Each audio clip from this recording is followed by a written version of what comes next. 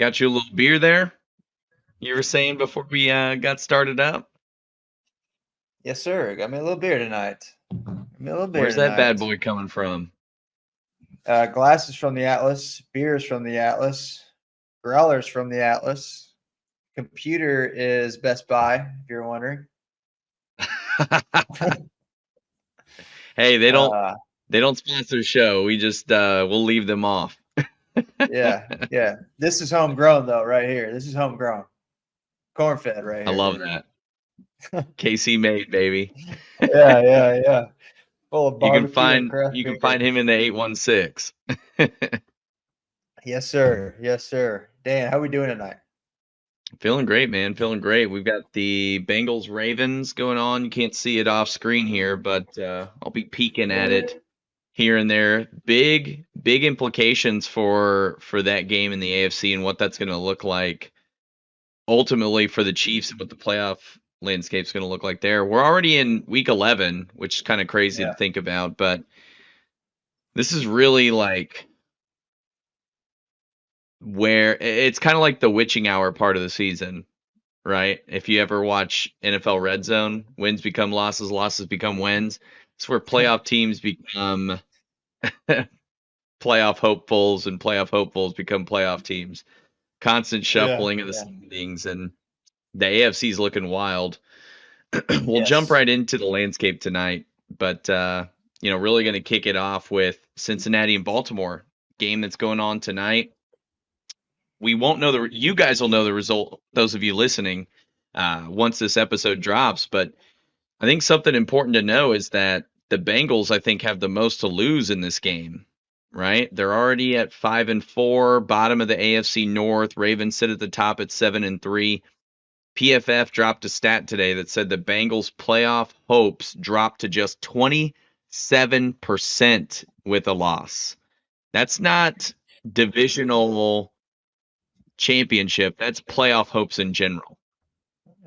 Yeah, that's I saw something today that said we could see Buffalo and Cincinnati both sitting at 5-5 at the end of this week. So I guess maybe it's just today because I don't think Buffalo's got the bye this week. Do they? Do you know? No, they'll play the But Jets this week. yeah, okay. So there we go. After tonight, we could see both Cincinnati and Buffalo sitting at 5-5, which would be pretty wild. And like you said, the AFC's been shuffled. I mean, somebody shuffled the whole deck this year. Even though the Chiefs are still sitting at the one, they haven't looked like the Chiefs we saw in the last 5 seasons, right? So, been Right. exciting for the AFC. It's honestly, this is my kind of football. Honestly, I don't like to see like the top three guys just running away with the whole thing. Like I like to see everything Right. shift throughout the season and continuously have good football. That's what's important to me as a fan. So that's what makes it fun. You know what I mean? And But and you do love to and see the games like Chiefs run this, away with it, right? of course, bro. I don't want to go into the playoffs at the 7 seed. I love the sweet taste of a 1 seed, and I love the sweet taste of Arrowhead on the last weekend of January too. It's gonna be beautiful. It's absolutely gonna be beautiful. But yeah, a lot of implications with this one. I think with a win, it said something about maybe 57% chance of making the playoffs with the win. So definitely a much steeper drop for the Bengals. Mark Andrews actually just went down as we're recording this with an injury. Does not appear to be feeling too great. So I mean that could be one of those game swinging moments for the Ravens. So we'll see. We'll see how Yep. that shapes up. Some other fun matchups this week. A lot of AFC North going on. Pittsburgh, Cleveland. Cleveland, obviously, they're going to be missing Deshaun Watson the rest of the year. They're in a playoff spot as of now, I want to say. I need to double check the standings to confirm that. But those two teams clashing, I mean, they're both in the thick of it with the AFC playoff race. That's going to be one of those classic low scoring matchups for sure. Yeah, especially after seeing Deshaun Watson go out for the season, it's going to be interesting to see how Cleveland shifts. At such a critical point in the season, with not your Yeah. with without your starting quarterback, right? And that kind of flips the whole script there. So now the everything rolls back onto their defense, and it's going to be a heavy defensive game. See how these guys can hold up. Another one Right. here, Dan, is going to be another divisional matchup with Tennessee and Jacksonville. Jacksonville coming off a fresh loss, wanting to rebound and get back after it and kind of settle themselves back in that top 3-4 in the AFC here in the playoff seeds. And so I would Yeah. expect Jacksonville to come in, kind of have a good game. Tennessee's really struggled, and could be another really great game. Though I love divisional matchups. Yeah, that one's going to be a fun one for sure. Trevor Lawrence, he needs to have a clean pocket in that game if they're going to get out with a win. Otherwise, Yeah. man, the Texans, they've got a cakewalk of a schedule to end the season. They might find themselves secure in the AFC North. So that's going to be one to watch. A lot of implications there. Can you imagine if one of these teams that we've been talking about, right? The Jags, the Bengals, the Bills, we've all kind of talked about them as the cream of the crop when it comes to the AFC. We could be in a position to where they end up entering the playoffs as a 6 or a 7 seed. And I don't think any team in the upper seedings would want to see those guys in the playoffs. At least not that early, regardless of what they're doing on the field during the regular season so far. Yeah, I think that's kind of the story with the AFC in general. If you see a Cincinnati sitting at the 6 or 7 seed, or you see a Buffalo sitting at the 6 or 7 seed, those aren't guys you want to play in the wild card round. You know what I mean? Like that's not a fun team to play first game into the Right. playoffs, right? So, yeah, I think that's I think if they haven't started thinking about that, that's definitely going to creep up here in the next few weeks about positioning. How do we want to sit in the playoffs and what direction we want to go in? Yeah. Obviously you want to go as high as you can to try to secure a home path. Let's say the Chiefs in the 2 seed go down and you're the 3 seed. You want to try to secure that game in Jacksonville or in Baltimore, or wherever it may be, right? So, but yeah, having to play guys like that and the in the wild card round, that that that that's it. That's January football. That's playoff football. That's Right. what we all show up to watch, right? Like that's what we want to see. So um, I'm excited, man. January is gonna be a lot of fun in the AFC this year. Absolutely. No, it definitely will be. And then the final matchup we'll touch on before we get into the main event here. Bills, Jets. We talked about them a little bit already. The Jets got the dub over them early on. This one's going to end up playing out in Buffalo, so I don't know what the odds are of them actually doing that again, pulling something like that off. But a Bills playoff loss would drop them, or Bills loss would drop their playoff hopes to just 13%. Yeah. That's almost a kiss of death, right? I mean, that's like, Sheesh. that almost feels like a nail going in the coffin. Maybe the final one. Yeah, I don't know what the rest of their schedule looks like. I do know that they come to Kansas City December 10th, so I know they still got to play the number 1 seed. Could be a I great game. think, yeah, and I'm sure they got a couple divisional matchups left. I don't know if they have another one with Miami left, and I do think they have another New England game left, which not a good Yep. football team, but still coached by Billy B, and still a Super Bowl winning head coach. Hey, So not a guy that's I one want to of the go up two against. wins the Patriots have so far this year. Yeah, exactly. Point proven right there. So, I mean, it's not easy. It's the NFL. We just lost to the Broncos, you know? Yeah. Nothing's given in this league, damn it. Nothing. No, no. But You with know, that being said, go ahead, Dan. You got something else? yeah, I mean, just the AFC playoff picture, it's starting to take form, take shape.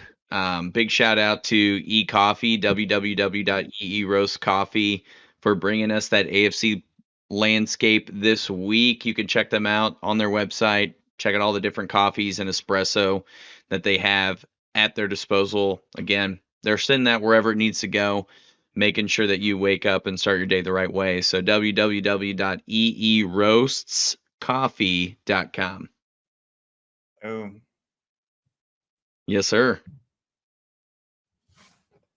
All right, Dan. So bringing in Monday Night Football, another big time game for the Chiefs going into this game here with the Eagles. A lot of hype story around this. Honestly, I don't think it's been hyped up quite enough. We got Super Bowl rematch. Both teams coming off a bye. Both teams the 1 seed.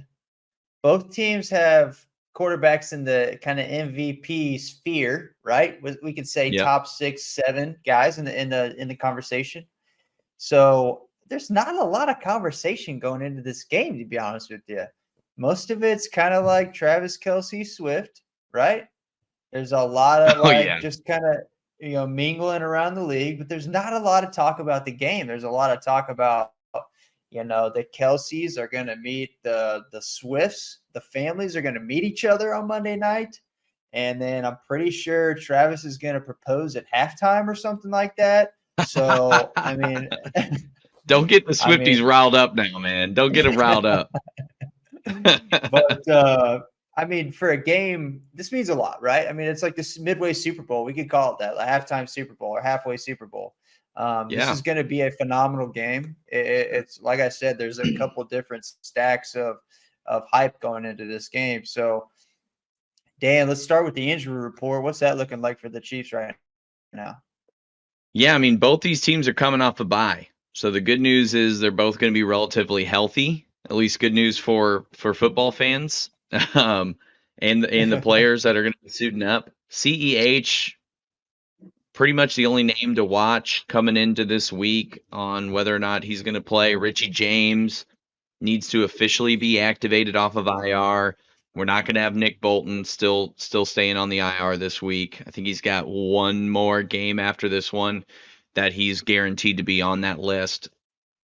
So all in all, man, pretty healthy on the Chiefs side of things. For the Eagles, Dallas Goedert, not likely to play with that wrist injury. Jalen Hurts tweaked his knee a little bit in that game before the bye, but he should be good to go. And they did open the IR window for Cam Jurgens, who is a center slash guard, pretty talented young offensive lineman. So it's going to be a nice boost for the Eagles for sure, getting him back in the rotation on the interior side of things.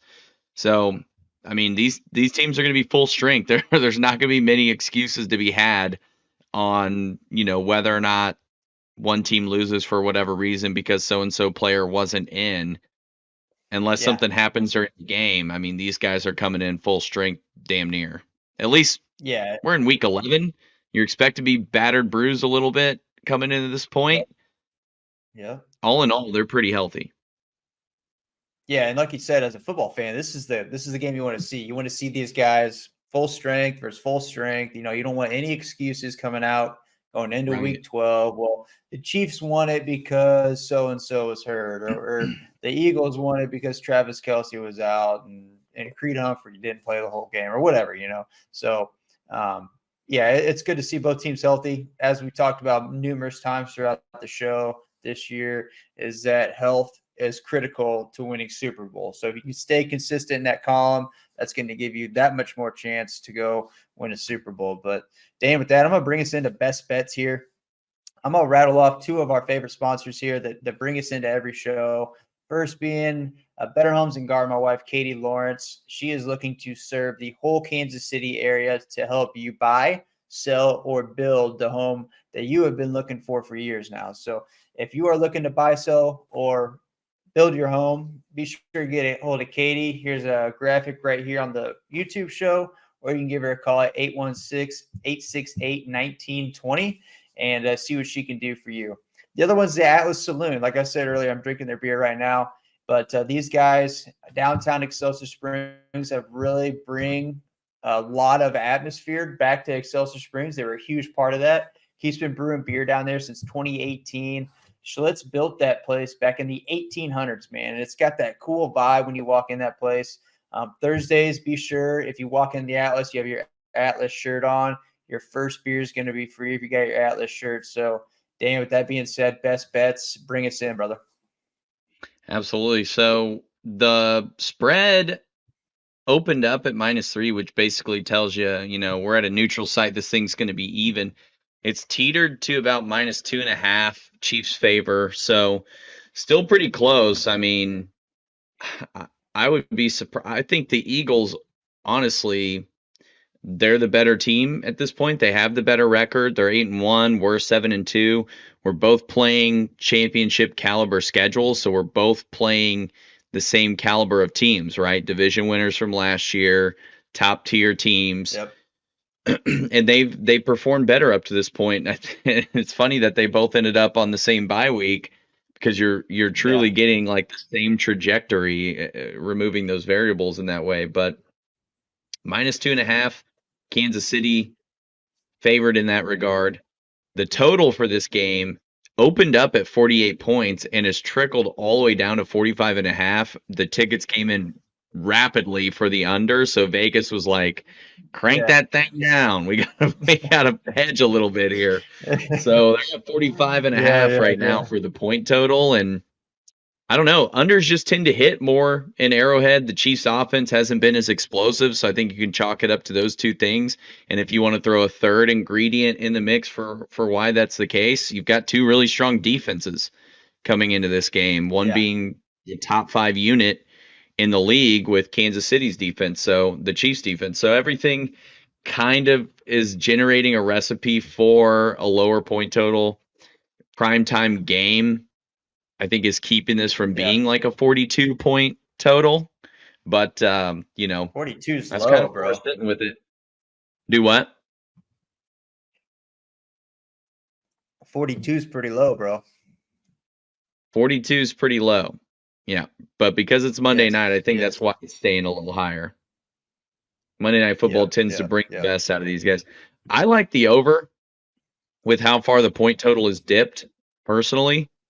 I think, with both of these teams, you got two really strong, capable offenses, even though we haven't seen as much from Mahomes and company. I mean, we're going to play to whatever level our competition is. That's been our MO this season, other than, Yeah. a few outlier games. So Yeah. 45.5, we'll match whatever comes out there. And I think this ends up being, a 27-24 kind of game. Ooh.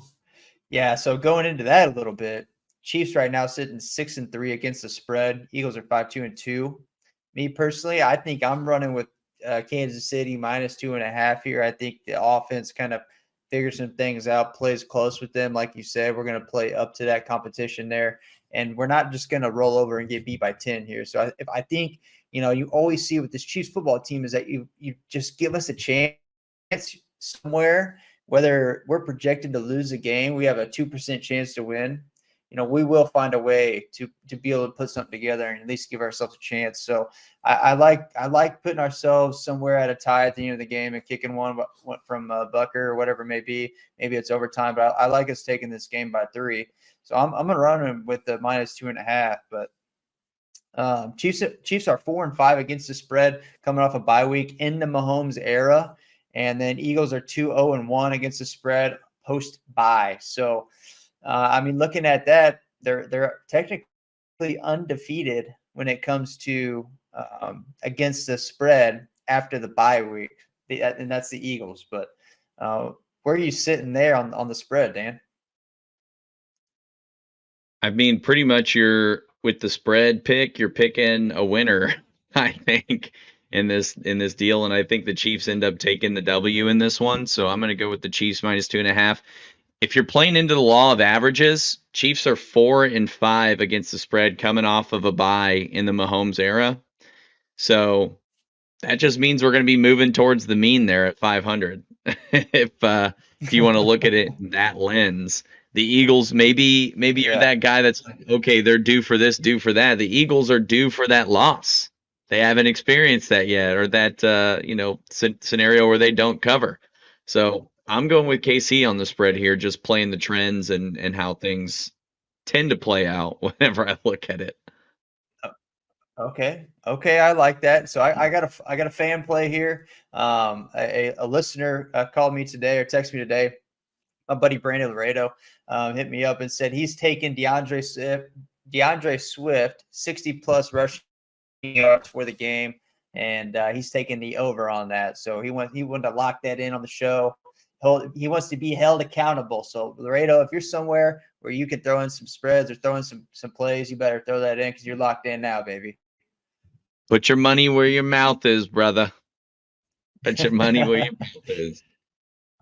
No, Yeah. I like that play. Honestly, DeAndre Swift is the primary guy there getting the ball. Tough defense he's running up against, though, Laredo. Yep. Yes, it is. Yes, it is.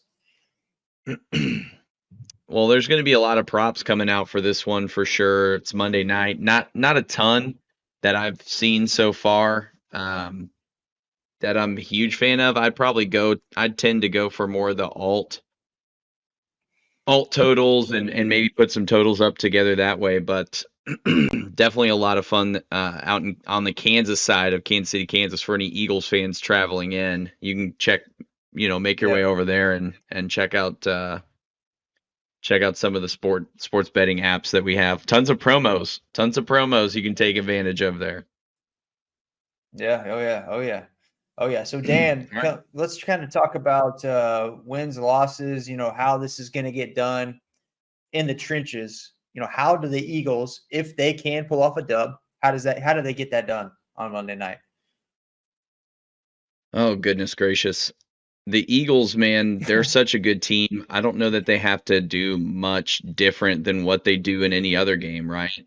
Establish the run, convert really well on third down. They lead the league with a 50% conversion rate on third down. Limiting turnovers. Jalen Hurts is typically a very safe quarterback. Now, the one game that they lost this year, he threw 3 picks.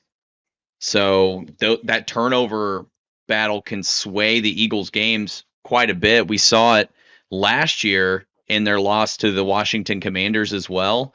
So maintaining that, and then I think on the other side of things, you got to keep Kelsey contained from a defensive perspective. He is the security blanket for Patrick Mahomes. Yeah. He's the guy that's going to get the third down conversions, going to get you those short yardage plays, and generate that offense and get people going. The heart and soul of our offense, the fire of our offense. A lot of it comes from Yeah. Mahomes, and a lot of it comes from Kelsey. So if they can keep him contained, bump him up inside the 5 yard range, rough him up as he's coming off the line, those kinds of things. That's really how you keep him in check. And if they can do that successfully, maintain what they're doing so far this year, they're going to be in good shape to win that game.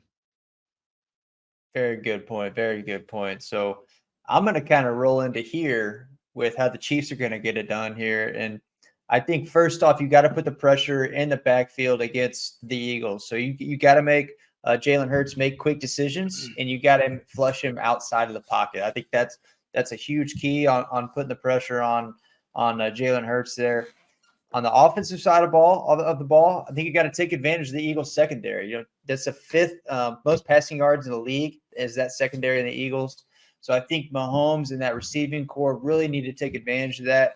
And to go into your Kelsey comment, we have to find ways to set Kelsey up against those weak points. So whether that's a deep post or that's a deep out or whatever it may be, where you can draw that attention from the secondary, I think you got to focus those routes and focus Travis where he's lining up to get those Mhm. matchups that you want. And then protecting Mahomes, man.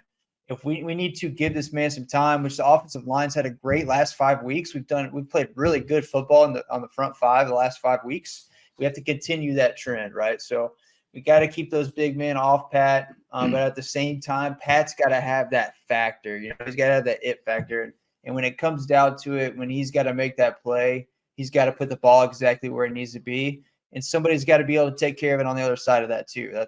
That's a big point as well. You know who I'm looking for to have a huge game for the Chiefs is Rashee Rice. He's in a great Mm, position to have his breakout game against this Eagles secondary that's just allowing. I mean, I love fantasy football, so they allow the most points to fantasy wide receivers. There's no other team that has allowed more, and they've already had their bye, so you can't even say that that's the reason why. Rashee Rice is in a great position to break out and establish himself as this true wide receiver number one in this offense.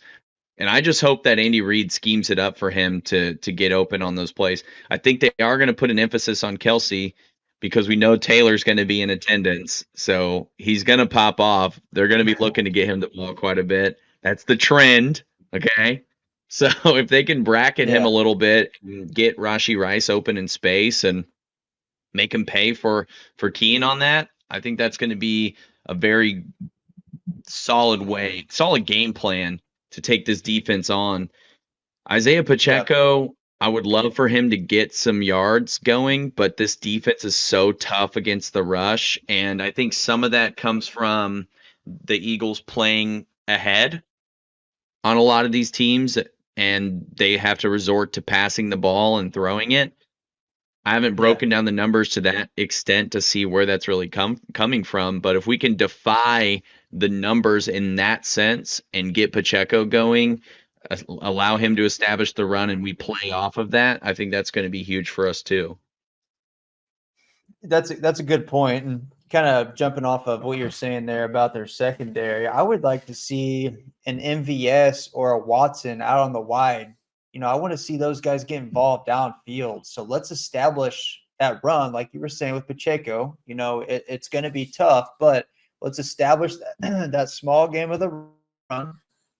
Start to get those play actions worked in, so that we can hit those guys on those deep posts or those crosses or those deep outs or whatever it may be.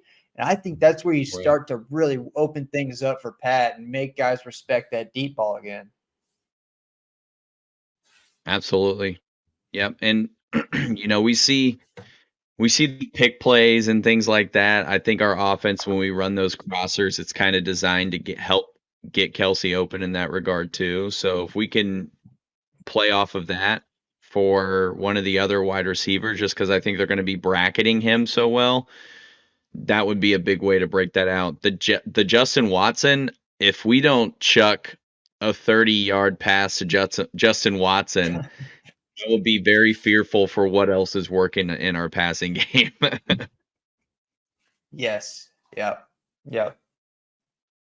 Yep. With Agreed. I'm looking AJ forward to it though, Brown, man. It is. Go ahead, Dan. Go ahead. with AJ Brown, he's the one that I'm most concerned about.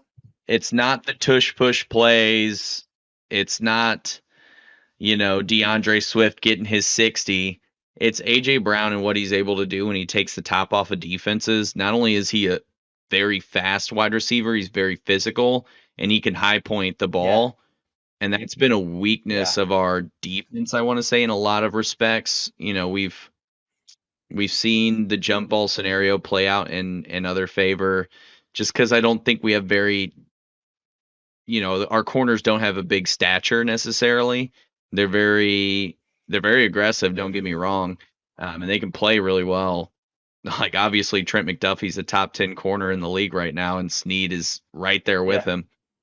But I just worry about him turning the game on its head. So containing him is definitely. I'm interested to see what the game plan is going to be to contain him.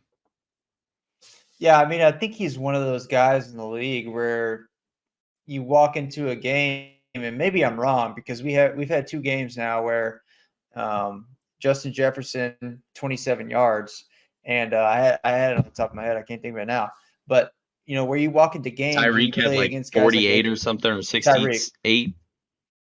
Yes, sir. That was it. That was it. And so you walk into games expecting guys like AJ Brown, Tyreek, Justin Jefferson, like, okay, they're going to get theirs, but we have to limit everything else. So Yeah. I expect to see that play out of AJ Brown. He's an absolute stud, man. He's honestly probably one of the most underrated receivers in the league.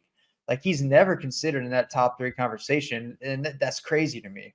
But I expect him to make those plays, but I also expect this defense to play defense where it's bend don't break, right? I don't want to see the 80-yard bomb.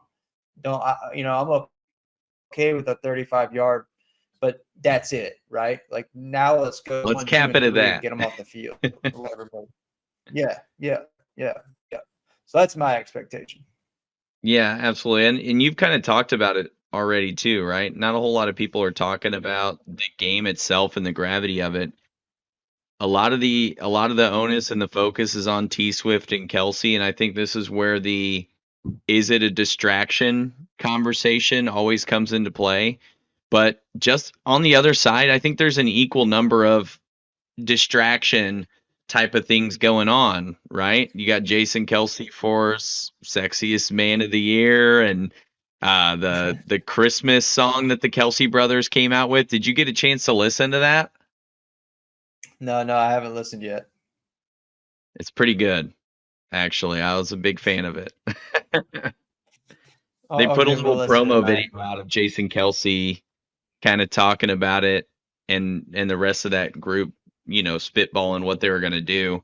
And ultimately they were like, yeah, you should sing this with your brother. And so they like show him on the video talking to Travis, like, hey, this song's about a rivalry, but they love each other. And I think that fits our relationship really well. And Jason starts singing it in the next like segue of that clip and gets emotional and starts tearing up and everything, because it's like singing a song about his Oh, brother. yeah. So Oh, that's cool. That's cool. So I'm sure we'll hear so about it, that Monday it's night it's really too. nice. It's a good song. Good Yeah, holiday song. yeah. I bet the Manning Bros bring up their show with that song as the intro.